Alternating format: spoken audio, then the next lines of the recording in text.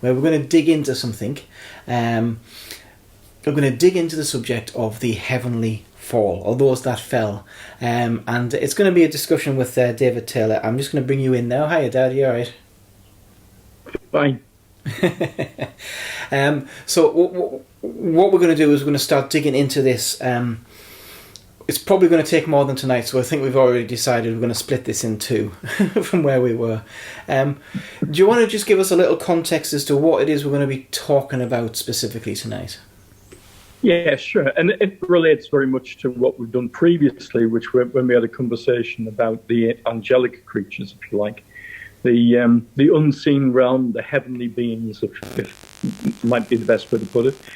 And we have a number of different types of heavenly beings mentioned that we looked at in that. I'll just run over them again, just as a list, if you like. But there were seraphim and cherubim. Hold on. I've got a PowerPoint for that, haven't I? Oh, that'd be great if you can put that up. Hold on. There we go. Hold on. That's it there. Okay, I'll make it go full screen. Sure. There was seraphim and cherubim, aeons, host, powers, virtues, authorities, principalities, dominions, thrones, archangels, angels, the 24 elders, and the 4 living beasts. And it really just opens the veil on it and lets us understand that the complexity, if you like, of that world might be far greater than we imagine. And of course, it might be far greater than just the things that have been listed here. So it might be a far richer environment, shall we say, of heavenly creatures than we normally give credit for.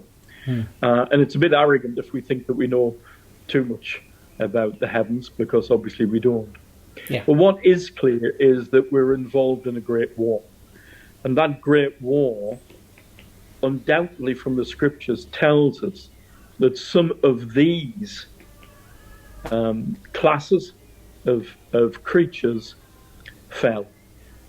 So Paul tells us we battle against principalities and powers, against rulers of darkness.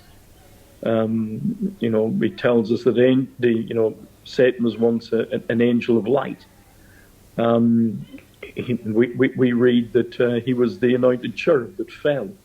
Yeah. So right across that heavenly creation, we have an inference that the counterparts that we might experience on God's side also exists on the other side. And that makes maybe a challenge to our theology, because I think sometimes it's very simplistic, where we've got angels and demons, full stop. And I guess it'd be good to dig into a little bit of certainly the reason for looking at this tonight, but also the whole point of these discussions are, what does the Bible actually say about? And that's the theme for these. And what's important to realise is we are influenced by our cultural history when we talk about these things. The fact that they might have had medieval bad ideas about these things doesn't just mean those bad ideas stay in medieval times. They influence us today. And that's very much. So we've got 2,000 years of things being almost added to this. So the whole point of a night like tonight is to go, okay, let's get rid of all of that stuff first. Let's if we started from zero and all we had was scripture, what would the picture look like? And that's really what we're trying to dig into tonight. Is that right? Yeah, absolutely correct. And I understand as you've done that and you've researched this, it's actually changed your opinion on some things. Very much. But trying to go back to what the scripture actually says is very challenging. And tonight I'll probably shock some people, because there is two particular things, I think, that people will find maybe disturbing, that they really need to listen carefully to make sure that they don't misunderstand what's said. With that in mind, of course, they shocked you, and you know when you were a little bit like today. I don't know if I'm ready to share this yet, because it's kind of your mind's been changed on stuff. Yes, Yeah, I mean, it's everything scriptural. Yes. It's just that sometimes it's scriptures we don't look at. And sometimes the translators even, who've translated from the Septuagint or from the Masoretic text, have felt duty to not perhaps be as clear as they could be. So it's only sometimes when you do some academic study that some of these things come out and frankly are, surprising. Yeah. Just thought it's worth mentioning that at the top. And if anybody does have any questions for you based on what you're going to be sharing tonight, bear in mind this is something that's coming out of research you're doing now and has made your perspective shift. So you're open to talking to people about that if they want to follow up on anything, because you're not going to go into the massive detail tonight. No, and we are limited in time, so I will gloss over some things, and if you think I'm avoiding it, I'm not. Feel free to contact me. Don't contact Luke if you're out there, because there's no. He will just refer back to me. So my email is very simple: David.Taylor. Oh no! Don't put that out on. I don't mind that. I don't mind that. Oh, are you sure? Because anyone could be watching. I don't mind that. I'll even repeat it: David.Taylor@gmail.com. And if you want to email me, I'll happily try to engage with the conversation. Having said that, it might be it depends how many people reply.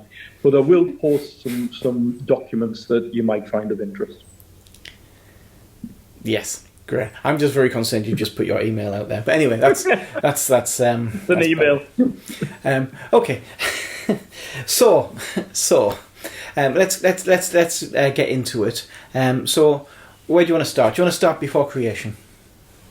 Yeah, I think let's understand that what we're talking about is warfare that's going on, and it's going to feed into our concept of spiritual warfare, and it's going to turn very practical, not tonight, but it's going to turn very practical later on. And I'm going to be preaching about spiritual warfare in a couple of months' time. So let's try and get our head into the idea that there's been a war going on ever since creation or before creation, and it is still going on. And what's more, we are told to be soldiers in that fight. And that's the reason that Paul tells us to put on the whole armour of God and engage as soldiers of Christ. So that's very important. But if we just very briefly, I don't want to go into Satan's fall other than mention it. We know that Satan fell, and we've done lots of Bible studies on this previously, so I guess that's well known. Mm-hmm. But after the creation and the creation of man, obviously we see the events in the Garden of Eden, and we have to see the battleground shifting, where the battle occupied heaven to start with, but then came to earth and involved the fall of man. And when man fell, something dire happened to creation. Not only man, but creation itself. And creation has fallen. And we have to see that as a battlefront. Then we move forward and we see yet another battle take place with another rebellion. And in Genesis 6, it talks about the sons of God, the sons of Elohim, leaving heaven, taking wives, and talking about it almost sounds fantastic, but it's true. A race of hybrid angelic creatures, fallen creatures, and mankind. And that becomes the backdrop for a lot of things that we later find when the children of Israel go into Canaan. And again, I don't want to cover that tonight, but I just want to flag it as being important. And we'll come to that one in particular if we do another one of these, because we're going to talk about next time demons and unclean spirits, and what does the Bible say about where they come from, and importantly, what did the people at the time of Jesus believe about that, which isn't quite the same thing, but it informs our discussion. And again, there's another event that takes place that shows man's rebellion to God. And again, it becomes very important. And this one really slips under the radar. And that's at the Tower of Babel. because God said, go and multiply and spread over the earth. The rebellion is that instead of doing that after the time of Noah, mankind clusters together into a city-state and into something that God has said not to do. And there's something very significant we'll come to tonight about the outcome after the Tower of Babel. And it might be a real eye-opener for people. So we're going to come to that. We know with the resurrection, the war is won. And that is fabulous. The war is won. The battles aren't over, but everything has changed with the resurrection. We are Christ's, and it's important that we understand this. Let me just jump in there, just to add some influence in case somebody gets the wrong idea there. Christ's as in belong to, not as in plural. Sorry. Just in case somebody gets the wrong idea there. Yeah, we are his. We are his body. We are his body. Yeah. And he is seated in heavenly places. And spiritually, we are secure. The enemy cannot rob us of our position in Christ. We are children of God. And that's something we need to realise. It's so important because there's so much dodgy teaching around about the power of the devil over the Christian. The devil is broken force as far as the Christian is concerned. Mm-hmm. He is defeated. He's been put to shame. He's running around as a raging as a lion now, seeking who he might devour. But it ain't us. We are seated with Christ in heavenly places. And it's so important that we understand that. Yeah. And so the battle continues for now, but it continues in a different way. And that's part of the honour that we have in being involved in spiritual warfare. And then we read, of course, that the war will be over in the days to come at the end of this age. And so what I want to try and do is go back to, it's going to lead us back to Babel, but I want to take us back to the fundamental crime that we can commit as mankind against God. And idolatry is the worst of sin. Now, I know some people want to argue there's no gradients of sin, but actually there's evidence that says otherwise to this. That the worst sin is the worship of other gods. And this again might become something of a surprise for people, because the scripture, if we go back to what the scripture says, talk about the fact there are other gods. Now be very careful what I'm saying. The scripture describes Yahweh as the God of gods.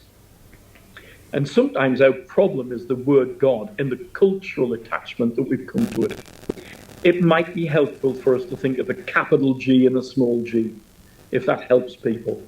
There is one God eternal, but there are other gods, created heavenly creatures, that probably matched Paul's use of the word demon and principalities and powers and rulers of darkness. And so there are gods with a small g. And we're going to see exactly when we look at Babel how that becomes very, very pertinent to understand in the Old Testament and the trajectory of history that we get through the Old Testament. It helps us again understand the idea of spiritual warfare. And to do it, we've got to come to the word that's often used in the Old Testament, Elohim. Now, the problem with the word Elohim, it's used in its singular and its plural forms in the Old Testament.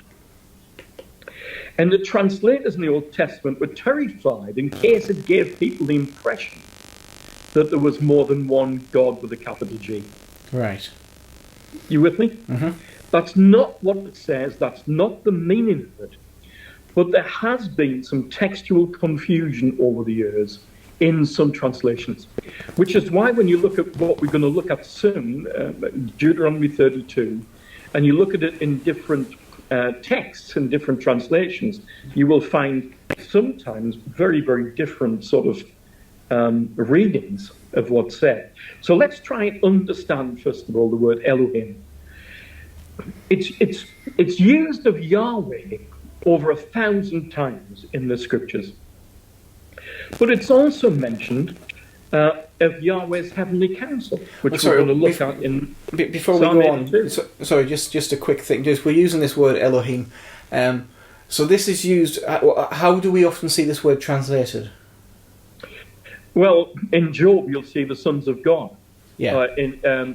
Coming together, and Satan came with them. I don't know if I'm jumping ahead there by asking that, just in case anyone's like, well, I don't know what Elohim means. In Genesis chapter 6, the sons of God saw the daughters of men were fair. So that's Elohim. You're going to find it in Psalm 82. In 1 Kings 11, verse 33, you'll find it mentioned about the gods of foreign nations. So the gods of foreign nations, Elohim. It's mentioned in, again, Deuteronomy 32 for demons. It's the same word that's used there. Can you remember when Saul visits the witch of Endor, and she doesn't know who Saul is, and she raises a spirit, and it turns out to be Samuel, and she cries out, "You've made me raise an Elohim." Right. So if nothing else, it tells us how people use the word.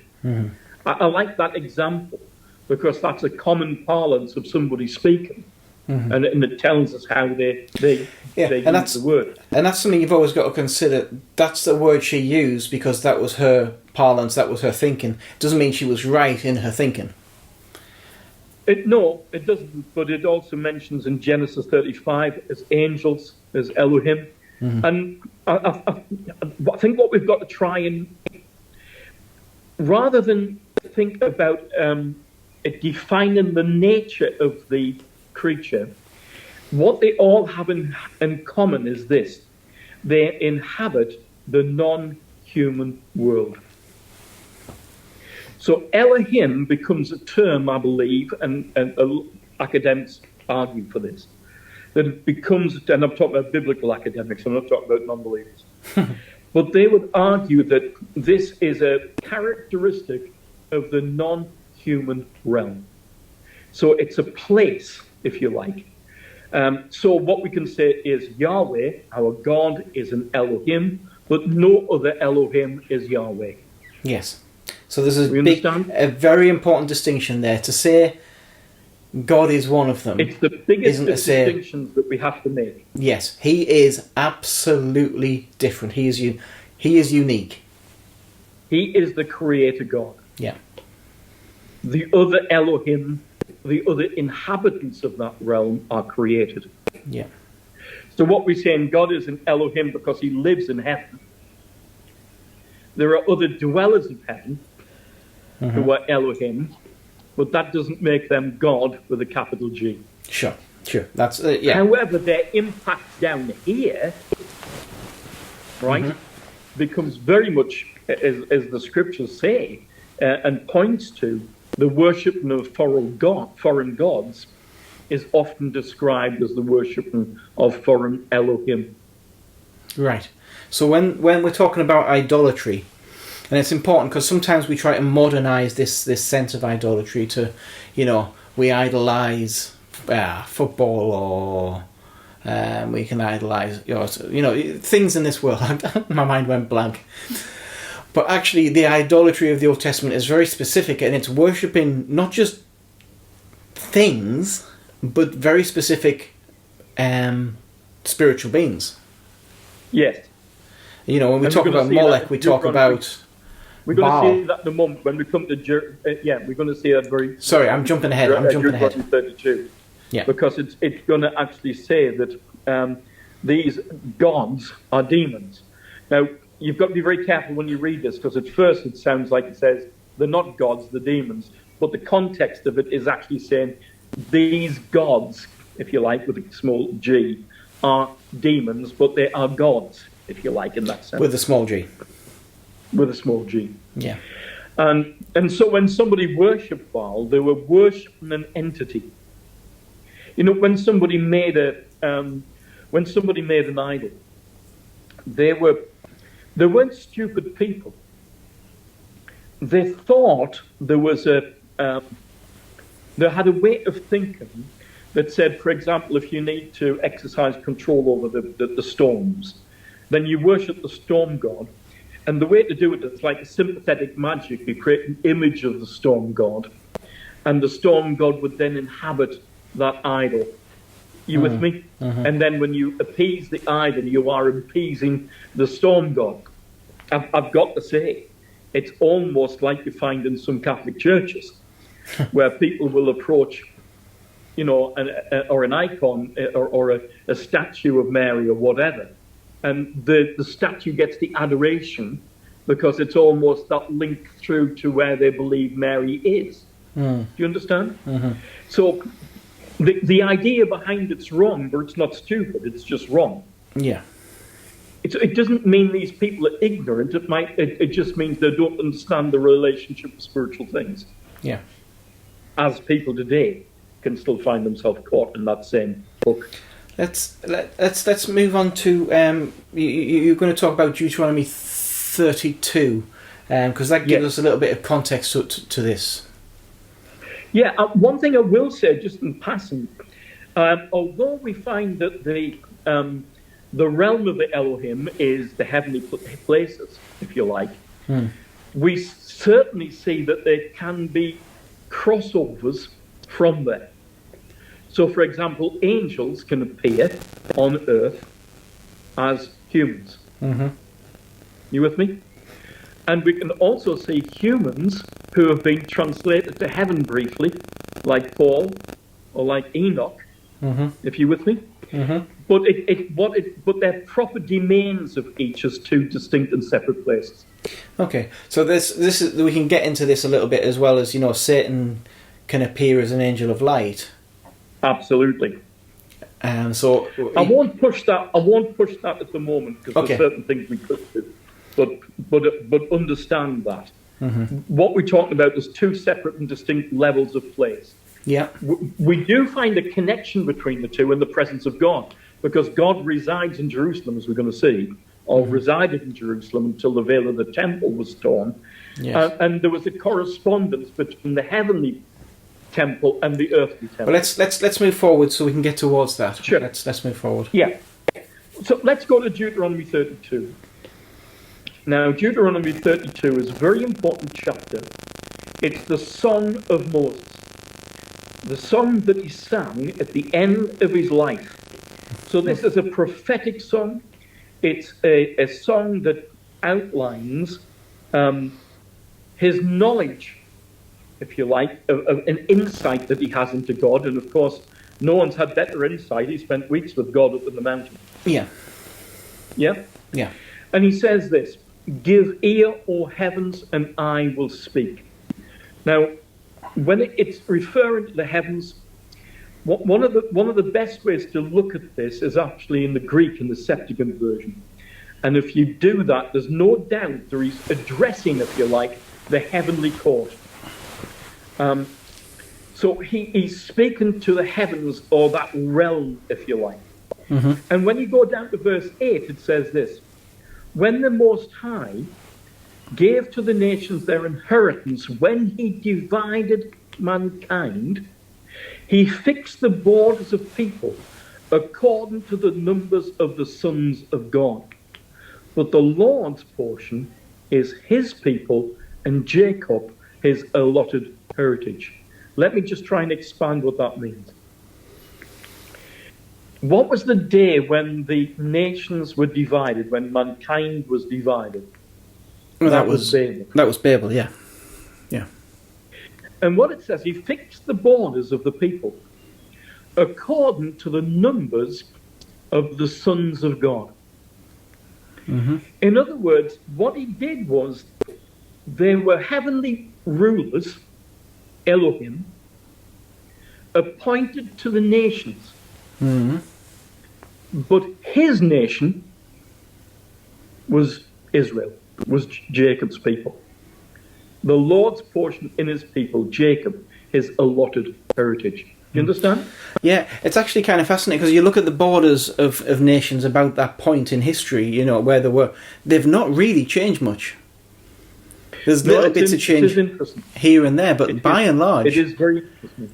And equally, I think what's fascinating with this is it explains when you come to Daniel and Daniel's prayer, and the archangel appears, or Michael appears, and then says that when you started praying, I was sent with a message for you, but I was resisted by the prince of Persia. Right, yeah. The ruler of the Persian nation. You with me? Yeah, I follow. And then says after that, and when I go, I'm going to not only have to fight him, I'm going to have to fight the ruler of the nation of Greece as well. Right. Okay. And that's astonishing, isn't it? When you come to that and you think, well, where's that come from? It comes from here. And what I'm saying is, what's really important is, by the time of Jesus, this is the way that people understood things. Can I just get a little controversial for a moment? Yeah. Not that you're not me. Does that mean every time man tries to change these borders greatly, like gather a whole bunch of countries together, it's doomed to failure? I wouldn't have an opinion about that. Anyway, let's move on from that. What I do think is that nations rise and fall. But part of what I want to preach on when we do spiritual warfare is understanding the way that in the Old Testament we see the assault upon Israel. And when Solomon lets foreign gods be worshipped, and of course in the time of Judges, foreign gods are being worshipped in the land. The Canaanite gods are there. And I guess if God has chosen this nation, God's chosen this nation, these people at this time, no wonder the world was always against them. Yes. Because these rulers and principalities of all the other nations are against them. Correct. Yeah, that makes sense. And when we see the fall of the northern kingdom, there must have been incredible celebrations, if you like, on the enemy side. When Babylon invaded Jerusalem and sacked the temple, that must have seemed like a devastating blow. And I'm sure the devil didn't understand that Isaiah, before it happened, was saying this is not going to happen by chance. And it's not a sign of the weakness of God. God has a plan with the Messiah. And of course that prophecy is hidden within other words. It's only hindsight that lets us understand. And the Bible actually tells us that Satan didn't understand the plan of God. Otherwise he would have never allowed the crucifixion to happen. Yes, well, that gets us to the time of Jesus, and that sort of diverted us away there. So we want to get into the mindset of people at the time of Jesus there. I'm going to go to Psalm 82, if you don't mind, first. No. And let me read this, because Jesus quotes this in John 10. So it really is interesting. God takes his place in the divine council. In the midst of the gods, he holds judgment. So what we have is a scene, a heavenly scene, where there are thrones, and the gods are there, and he actually accuses them and says, how long will you judge unjustly and show partiality to the wicked? Selah. Give justice to the weak and the fatherless. Maintain the right of the afflicted and the destitute. Rescue the weak and the needy. Deliver them from the hands of the wicked. They have neither knowledge nor understanding. They walk about in darkness, and all the foundations of the earth are shaken. And then I say, you are gods, Son of the Most High, all of you. Nevertheless, like men, you will die and fall like any prince. And then the psalmist says, arise, O God, and judge the earth, for you shall inherit all the nations. What a powerful psalm, because we get the scene of the divine council taking place. We get God's accusation to these Elohim that have ruled the other nations in their failure to rule justly. You with me? And he says, you are gods, like men you will die. And we can't help but be reminded when it tells us that the lake of fire was prepared for the devil and all his angels. All these powers and all of the fallen Elohim. Yes. Although you are sons of God, like men, you will die and fall like any prince. And so what we find is this, you'll see this divine counsel in other places, incidentally.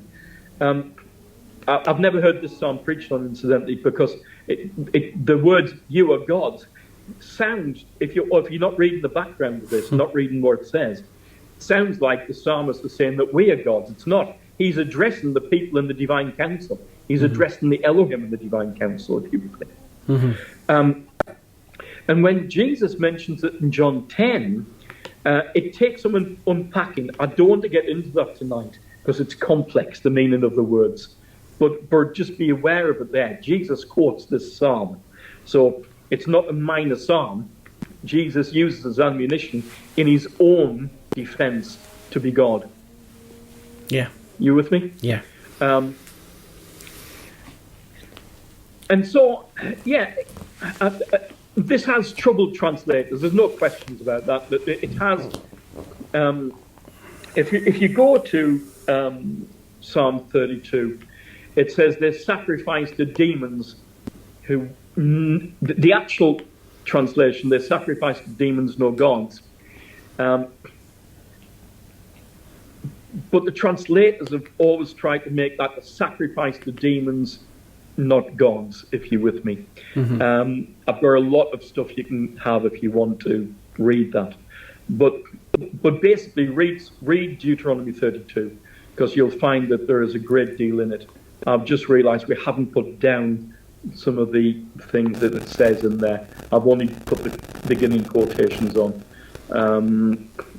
which I'm just trying now to pull up if I can. Yeah, verse 16. They stirred him to jealousy with strange gods.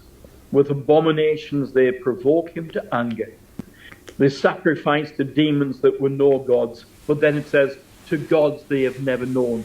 To new gods that have come recently, whom your fathers had never dreaded.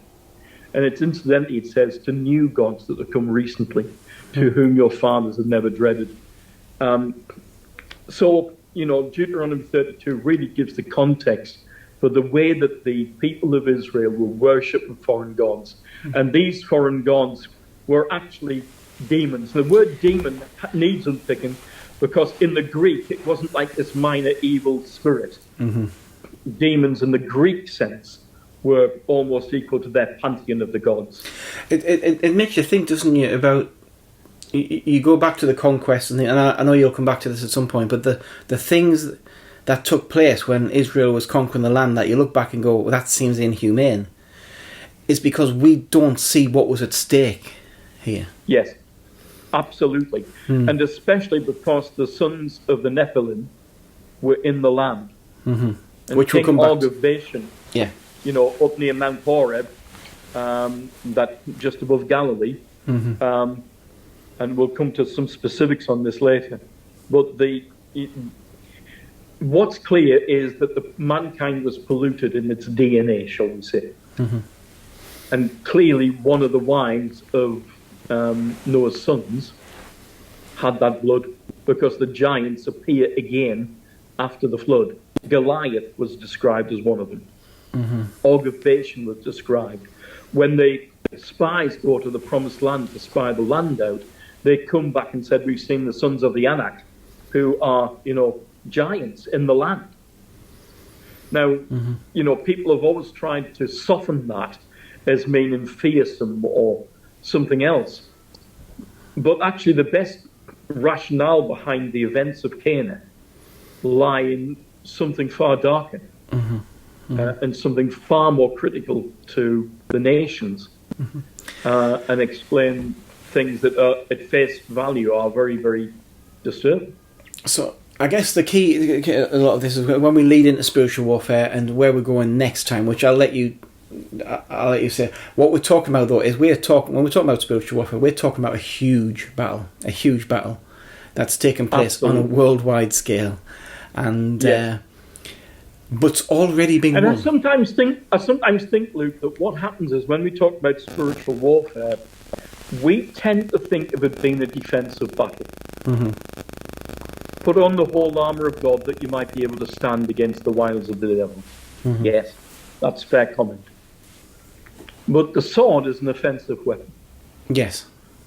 The shield is actually an offensive weapon. Mm.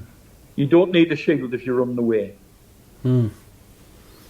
And we are called to take this kingdom for God. Mm-hmm. The commission is to go into the world and preach the gospel. The gospel must be preached to every nation. Mm-hmm. You get the reason why? Because this is leading us, and I don't want to hit where you're going to go with this, but when we're talking about spiritual warfare, we're talking about claiming territory and people Correct. for God.